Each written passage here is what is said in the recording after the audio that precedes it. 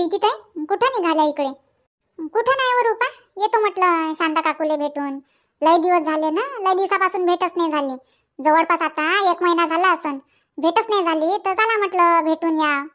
हो ना प्रीती ताई, 1 महिना झाला आता, भेटणं नाही बोलणं नाही. 1 महिन्यापासून म्हणजे पाहिलंच नाही ना शांता मावशीले. चाल बरं पाहून येऊ. बरं चालतं काय तू बी चाल, मग सांगा मग जाऊ दोघी जणी. हो चाल ना. शांता मावशी, अ मावशी, रूपा होय काय व? हो मावशी रूपा होय ना.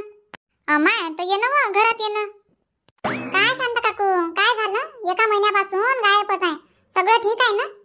हो ना मावशी, किती वाट पाहून राहिलो आम्ही. शांता मावशी आली नाही, शांता काकू आली नाही. नेहमी तुम्ही आमच्या घरा इकडे येणं जाणं करता, घुमत फिरत राहता, बोलत राहता, चांगलं वाटते ना. आता 1 महिना झाला तर घुमणं नाही फिरणं नाही. हा काऊन घराच्या बाहेर निघून नाही राहिले काय? हो ना, आम्ही वाट पाहतो ना. आमच्या बरोबर जे आपले प्रेक्षक लोक आहे तेही वाट पाहून राहिले. कधी येते शांता मावशीचा व्हिडिओ, कधी येते शांताबाईचा व्हिडिओ, कधी येते शांता काकूचा व्हिडिओ. वाट पाहून राहिले ना सगळेजण. काय झालं सांगतो मी तुम्हाला, सांगतो काय झालं तर. बसा पहिले दोघी जणी बसा. सगळ्यात आधी तुम्हा सर्वांना माझा नमस्कार. आणि 1 महिना व्हिडिओ आला नाही, त्याच्या मागं काही कारण होतं, त्यामुळे मी व्हिडिओ बनवू शकले नाही. आणि 1 महिना का व्हिडिओ आला नाही ते तुम्हाला या व्हिडिओच्या माध्यमातून सांगत आहे. कुठून चालू करा, काय सांगा, कुठून सांगा, काही समजून नाही राहिलं. तरी मी मागच्या म्हणजे ह्या 2 महिन्याची गोष्ट सांगतो. जानेवारी आणि फेब्रुवारी महिन्याची गोष्ट. म्हणजे एवढे बेकार दिवस गेले, एवढे बेकार दिवस गेले की एक एक दिवस असं मोजा लागून राहिलं की हे दिवस कधी जाते कधी जाते कधी जाते. आणि आताही रोज रोज एक एक दिवस मोजणंच चालू आहे. कधी चांगले दिवस येईन, कधी चांगले दिवस येईन. आणि दिवस मोजण्याचं कारण हे आहे की जानेवारीच्या 25 तारखेला माझ्या हस्बंडचं ऑपरेशन झालं आहे, स्पाईन. त्यांचं ऑपरेशन झालं. मग ऑपरेशन झाल्यावर आपलंच मन नाही लागत, पूर्ण मन त्यांच्यातच राहते. आणि त्यांचं वय काही जास्त नाही आहे, 28 वर्षाचे आहे. आणि मी पण 28 वर्षाचीच आहे. आणि आम्हाला 3 वर्षाची मुलगी आहे, तिचं नाव आहे मिष्टी. त्यांना असं वाटते मिष्टीच्या पप्पांना एवढ्या कमी वयात मानेचं ऑपरेशन झालं आहे, कसं होईन काय होईन, टेन्शन घेत राहते, रडत राहते. मग त्यांच्यानं मग माझं पण मन नव्हतं लागत व्हिडिओ बनवण्यात. व्हिडिओ बनवायला बसा तर मनच नाही लागत, रडत येते, बोलणंच नाही होत.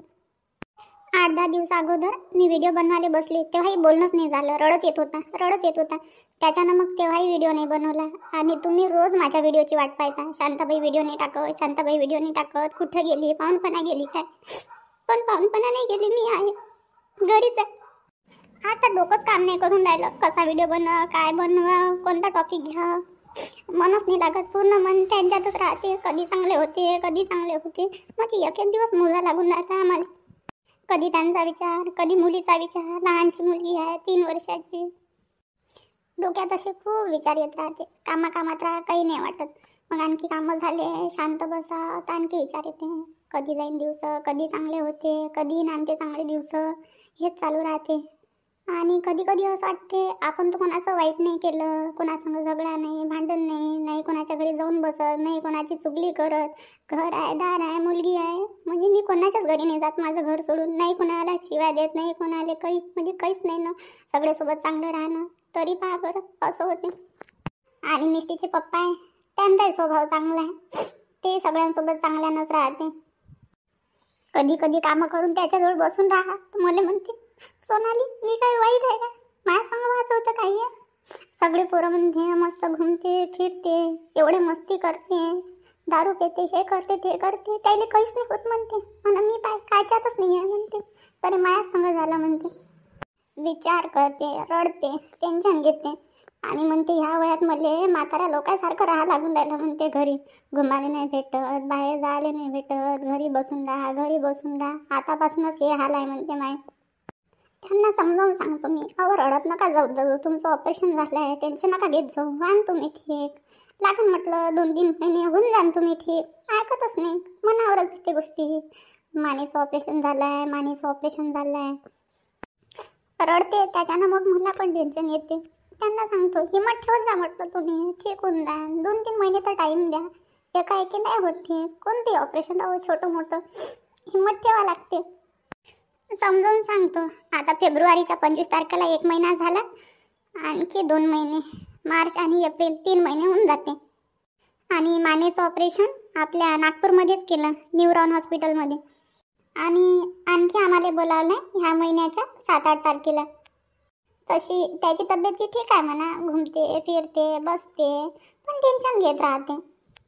आता तुम्ही म्हणाल मानेचं ऑपरेशन कसं काय झालं, तर ते काही नाही, म्हणजे 2-3 महिने अगोदर झोपेत अशी नस लागली होती. झोपेत नस लागली आणि मग तेव्हापासून चालू झालं दवाखान्यात जाणं, गोळ्या घेणं. आणि चांगलं वाटे तर मग गोळ्या नव्हते घेत. आणि त्याच्यामध्ये मग गाडी चालवणं, वावरातले कामं करणं आणि शाळेत जाणं, कामही आले. त्याच्यानं मग ते नस थोडी थोडी दबता थोडी जास्तच दबली.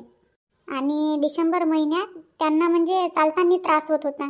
थोडेसे चालत होते की खूप थकून जात होते, म्हणजे चालणंच नाही होय. अर्धा तास चालले की चालणंच नाही होय, थकून जाये, दम भरून येत यायचा. आम्हाला असं वाटे की होऊ शकते बा कमजोरी असन. मग दवाखाने चालूच होते आमचे.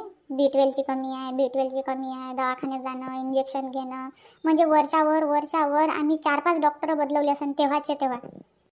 आणि मग हड्डीच्या डॉक्टरांना पण दाखवलं होतं आम्ही, पण तेव्हाही लक्षात नाही आलं. मग नंतर नशीच्या डॉक्टरजवळ गेलो आम्ही, तेव्हा आम्हाला लक्षात आलं. आणि सगळ्यात पहिले अमरावतीला गेले हे नशीच्या डॉक्टरजवळ. मग डॉक्टरांनी चेक केलं आणि मग त्यांना MRI काढायला लावला. मग MRI काढला आम्ही. मग डॉक्टर म्हणते MRI चेक केल्यानंतर की तुम्हाला ऑपरेशन करावंच लागते, नाही तर मग पर्याय नाही म्हणे. कधी काय तुम्ही पॅन्टमध्ये सू कराल तर तुम्हाला माहीत नाही पडणार म्हणे. ते झालं, त्यांनाही दाखवलं अमरावतीच्या डॉक्टरांना. मग तिथून आलो आणि त्यांच्यानंतर मग नागपूरमध्ये आपले जे डॉक्टर प्रमोद गिरी सर आहे त्यांना पण दाखवलं. ते तसेच म्हणत होते MRI पाहिल्यावर का ऑपरेशन करावंच लागते म्हणे, ऑपरेशनशिवाय पर्याय नाही आहे म्हणे, आता सध्या थोडक्यात आहे म्हणे आणि हा प्रॉब्लेम समोर चालून वाढू शकते. काय करावं काही नाही, काय करावं काही नाही, म्हणजे काही सुचलंच नाही. मग आम्ही भोपाळमध्ये गेलो ताईच्या घरी, यांची ताई राहते त्यांच्या घरी. मग तिथं आम्ही 8-10 दिवस राहिलो. मग आयुर्वेदिक ट्रीटमेंट करून पाहा म्हटलं, आरामपर्यंत. आयुर्वेदिक करून पाहिलं, पण आणखी होते नाही होत. कोणी म्हणे होते आयुर्वेदिकनं, कोणी म्हणे नाही होत. मग आता काय करावं काही नाही. मग आयुर्वेदिकची वाट पाहत बसावं का ऑपरेशन करावं, म्हणजे आम्हाला स्वतःलाच नाही समजलं. थोडक्यात जर राहिलं असतं तर आयुर्वेदिकमध्ये आराम पडला असता, पण प्रॉब्लेम थोडा जास्तच होता. त्याच्यानं म्हटलं चला ऑपरेशनच करून टाका. मग आम्ही नागपूरमध्ये आलो भोपाळवरून सरळ, आणि 23 तारखेला हे ॲडमिट झाले आणि मग 25 तारखेला ऑपरेशनच केलं मग आम्ही. आणि मग 31 तारखेला सुट्टी झाली आम्हाला. मग घरी आलो आम्ही वरुडला राहत असते. घर म्हणजे आमचं स्वतःचं नाही आहे, भाड्यानं राहते मी रूम करून. इथे फक्त मिष्टीचे पप्पा, मी आणि माझी मुलगी, आम्ही 3 जण असतो. माझे सासू सासरे जे आहे ते गावात राहते, गावात वावर गिवर आहे. त्याच्यानं मला आई बाबा आहे, आई आहे, बाबा आहे, बहीण आहे, भाऊ आहे, पण माझ्यासोबत नाही बोलत. तुम्ही म्हणाल तुमचे आई बाबा तुमच्यासोबत काऊन नाही बोलत, तर तुमच्या लक्षातच आलं असन काऊन नाही बोलत म्हणून. नसन लक्षात आलं तर मी तुम्हाला सांगते, 2017मध्ये लव्ह मॅरेज केलं मी, कोर्ट मॅरेज. म्हणजे माझ्या आईबाबाच्या मनाविरुद्ध लग्न केलं मी. त्याच्यानं म्हणजे माझ्या घरचे लोक माझ्यासोबत बोलतच नाही. माझ्या परिवारातील लोक जे मोठे आहे ते कोणीच नाही बोलत. बाकी अशा चुलत बहिणी, चुलत भाऊ जर दिसले तर बोलते, पण असे आई बाबा, काकू काका हे अजूनही नाही बोलून राहिले. आता 7 वर्ष झाले माझ्या लग्नाला, पण अजूनही त्याच्या मनात नाराजगी आहे. आणि गाव आमचं एकच आहे दोघांचं पण. काय बा तिघाले राहा लागते, टेन्शन राहते, दुखणं रडणं. म्हणजे मी माझं दुःख कुणाला सांगू नाही शकत, नाही आईला सांगू शकत, नाही बाबाला सांगू शकत, नाही बहिणीला सांगू शकत. म्हणजे बोलणंच बंद आहे. तर जे काही घडून राहिलं माझ्यासोबत ते नाही मी त्यांच्यासमोर रडू शकत. त्यांच्यासमोर जर रडली तर ती आणखी टेन्शन घेते, आणखी विचारात पडते. त्याच्यानं समजत नाही. कधी कधी अशी एकटी बसून राहते ना मी, खूप रड येते. नेहमी देवाला म्हणते मी, हे दिवस लवकर गेले पाहिजे आमचे आणि लवकर ठीक झाले पाहिजे. देवाला मी पैसा नाही मागत, नाही घर दार गाडी बंगला काहीच नाही पाहिजे मला. फक्त आम्हाला आमच्या तब्येती पाहिजे, निरोगी ठेव देवा आम्हाला. आणि हे सगळं टेन्शनमुळे मग मलाही थोडी कमजोरी आली, माझी पण पाठ दुखून राहिली, झोपताना खूप त्रास होते. तर मी एक्सरे की काढला, पण त्याच्यात काही दाखवत नाही, नॉर्मलच आहे म्हणते. होऊ शकते कमजोरीनं असं. मला आणखी म्हणत येते, जर आई राहिली असती तर माझ्या घरी आली असती, बोलली असती तर थोडेसे कामं केली असते तिनं, थोडंसं मलाही आराम भेटला असता. पण आता घरी कोणी आहे नाही, तर कामही करणं, पोरीलाही पाहणं, त्यालाही पाहणं, दुखणं चालूच आहे. त्याचंही दुखते, माझंही दुखते. मग कधी कधी खूप रड येते. दवाखान्यात होता आम्ही 6-7 दिवस, तिथेही म्हणजे आम्ही खालीच झोपत होतो. एवढे थंडीचे दिवस, 3 वर्षाची पोरगी खालीच झोपणं, कसे दिवस काढले, खूप बेकार दिवस गेले. आणि तिला म्हणजे असं घरी कोणाजवळ ठेवताही नाही येत, राहत नाही ना ती आमच्याशिवाय. मम्मी पप्पा, आणि आम्ही तिच्याशिवाय राहत नाही. तुम्हाला फोटो दाखवतो मी, थांबा. हे मी आहे, माझी मुलगी आणि मिस्टीचे पप्पा. आमच्या 3 जणांची छोटीशी फॅमिली आणि हॅपी फॅमिली. पण मागच्या ह्या जानेवारी आणि फेब्रुवारी महिना एवढे बेकार दिवस चालले ना, खूपच, खरंच सांगतो, लयच. आणि आताही म्हणजे आम्ही एक दिवस मस्त की कधी 3 महिने होते आणि कधी ठीक होते, कधी 3 महिने जाते आणि कधी ठीक होते. आता 1 महिना गेला, आणखी 2 महिने, तरी 3 महिने नंतरही काढती घेणंच आहे म्हणा, 5-6 महिने, पण 3 महिन्यात लय ठीक होईल ते.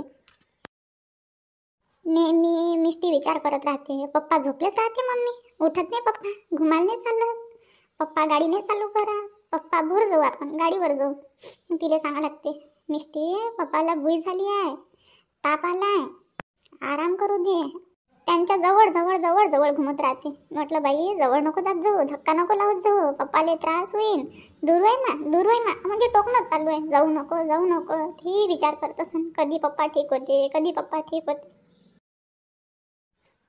चला मग, आता जास्त काही बोलत नाही.